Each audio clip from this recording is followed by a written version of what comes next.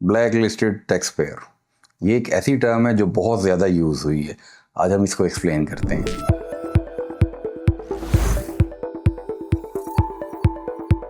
तो ये किसी भी टैक्स पेयर का स्टेटस एक्टिव होना, फाइलर होना, ये सारी बातें बहुत ज़्यादा सुनी। इसी तरह से ब्लैक लिस्टेड सेल्स टैक्स में जो लोग रजिस्टर्ड होते हैं उनमें से बसा औकात बहुत सारे लोग ऐसे होते हैं जिनको FBI किसी भी तादीबी कार्रवाई के ज़रिए ब्लैक लिस्ट कर देता है। अब ये ब्लैक लिस्ट यूनिट क्या होता है, क्या कर सकते हैं, किस पे जिम्मेदारी आयद होती है? सबसे इम्पॉर्टेंट चीज़ कि अगर आपका सप्लायर ब्लैक लिस्ट हो जाता है तो क्या आप जिम्मेदार हैं? सेल्स टैक्स का सेक्शन 8 है जो कि जॉइंट लायबिलिटी को डिफ़ाइन करता है। FBI का मौक़िफ़ ये है कि हाँ, आप ज़िम्मेदार हैं। आप ब्लैक लिस्ट यूनिट से परचेज़ कर रहे हैं तो आप ज़िम्मेदार हैं। अब यहाँ पे एक बहुत इंपॉर्टेंट क्वेश्चन अराइज होता है जो कि अदालतों में डिसाइड हो चुका है कि ब्लैक लिस्ट जब किसी यूनिट को किया जाएगा तो after due process of law show cause notice issue होगा, उसका ऑडिट होगा, फिर उसके बाद उसको ब्लैक लिस्ट या सस्पेंड या जो भी एक्टिविटी FBI करता है। सस्पेंशन थोड़ी सी डिफरेंट है, सस्पेंशन के बाद ब्लैक लिस्टिंग आती है, तो वो एक नोटिफिकेशन या एक ऑर्डर के तहत ब्लैक लिस्ट होगा। Here comes the most important point कि ब्लैक लिस्टिंग की डेट क्या है और आपकी सप्लायर से परचेज की डेट क्या है। तो क्या क्वेश्चन ये है, क्या ये नोटिफिकेशन ऑफ ब्लैक लिस्टिंग ये रिट्रोस्पेक्टिवली ऑपरेट होगी, एप्लीकेबल होगी, या ये पास्ट एंड क्लोज ट्रांजैक्शन की शक्ल में पिछली ट्रांजैक्शन पे एप्लीकेबल नहीं होगी? इसको अदालतों ने बड़ा ही कैटेगोरिकली क्लियर किया है कि a notification can only operate prospectively, not retrospectively. तो इसका मतलब ये है कि अगर आपका सप्लायर आपकी परचेज के टाइम पे एक्टिव था, टैक्स पे कर रहा था, कंप्लायंट टैक्स पेयर था, आपने उसका स्टेटस चेक किया और उसके बाद आपने उससे परचेजिंग की, तो फर्दर किसी भी डेट में आके अगर वो ब्लैक लिस्ट हो गया तो आप पे उसकी जिम्मेदारी नहीं आएगी। लेकिन कुछ एहतियाती तदाबीर आपको इख्तियार करनी है। आपको ये साबित करना होगा, अगर नोटिस FBI आपको देता है कि आपका सप्लायर ब्लैक लिस्ट हो गया तो क्यों ना ये पैसे आपसे रिकवर किए जाएं, तो आपको ये साबित करना होगा कि मैंने इससे जब परचेज़ की उस टाइम पे ये ऑपरेटिव था, उस टाइम पे ये एक्टिव टैक्स पेयर था, ब्लैक लिस्ट नहीं था, और मैंने इसको पेमेंट जो है वो थ्रू प्रॉपर चैनल यानी थ्रू बैंकिंग चैनल की है। यानी the tax amount which FBI ask you to repay to government which you have already paid to your supplier is proved by your banking transaction only। तो अगर आपने bank के जरिए पैसे दिए हुए हैं उसको, तो आप प्रूव कर सकते हैं कि जी मैंने तो टैक्स की अमाउंट ऑलरेडी अपने सप्लायर को दे दी है। तो अगर आप मेरे से दोबारा मांगेंगे तो ये डबल टैक्सेशन में भी आ जाएगा। फिर नोटिफिकेशन रेट्रोस्पेक्टिव ऑपरेट नहीं हो सकती।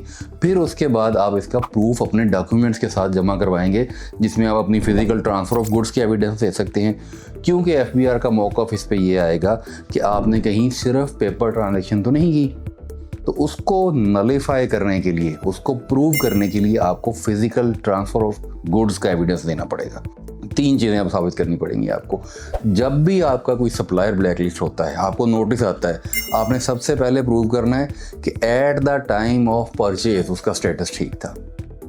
इसको प्रूव करना बड़ा आसान है आजकल के दौर में। रिटर्न जो सेल्स टैक्स की है वो अब चली गई हुई है ऑटोमेटिक प्रोसीजर के ऊपर। आपकी रिटर्न में आपके सप्लायर का डाटा ऑटोमेटिकली आता है। अगर वो उस टाइम पे ब्लैक लिस्ट होता या इनएक्टिव होता तो आप वो परचेज क्लेम ही नहीं कर सकते थे। तो ये एक प्रूफ है कि उसका स्टेटस एक्टिव था। नंबर 2, आप एहतियात कर सकते हैं कि आप eight the time of buying उसका स्टेटस उस डेट में FBI की वेबसाइट से चेक करके उसका प्रिंट आउट अपने पास रख लें, ताकि कल को अगर कोई पूछे FBI आपसे किसी भी जगह पे तो आप दिखा सकें कि भाई ये देखें मेरे पास डॉक्यूमेंट्री एविडेंस मौजूद है कि at the time of purchase on the date of purchase the supplier was active. फिर उसके बाद पेमेंट वाया क्रॉस चेक और बैंकिंग इंस्ट्रूमेंट या डिजिटल मीन, किसी भी डिजिटल मीन के जरिए आपने पेमेंट की हो, बैंक टू बैंक ट्रांजैक्शन, आपके बिजनेस अकाउंट से आपके सप्लायर के बिजनेस अकाउंट में अगर पैसे चले गए हैं तो इसका मतलब है कि आपने सेक्शन 73 जो सेल्स टैक्स एक्ट का है उसकी कंप्लायंस कर दी है। नंबर 3, आपने उसकी फिजिकल ट्रांसफ़र ऑफ गुड्स का प्रूफ देना है। उसमें बिल्टी हो सकती है, उसमें ट्रक की कोई पर्ची हो सकती है, उसमें कोई आपका जो वेट स्केल है उसका कोई वेट की पर्ची हो सकती है, आपके गेट पास हो सकते हैं। इनवर्ड गेट पास आपका होगा, आउटवर्ड गेट पास आपके सप्लायर का होगा। फिर आपके पास कोई बिल्टी किसी भी अगर थर्ड पार्टी ने उसको कैरेज सर्विसेज दी हैं तो उसकी बिल्टी की कॉपी आपके पास होगी। So you have to prove 3 things. Number 1, the supplier was active. Number 2, tax payment has been made through banking channel. Number 3, you have physically received the goods.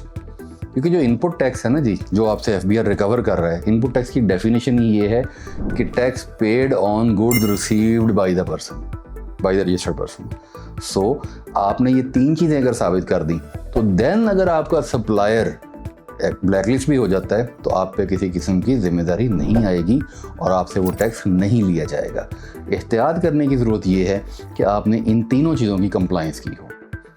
Normal common समझने की बात यह है कि क्या किसी और का किया हुआ गलत काम मेरे सर पर डाला जा सकता है?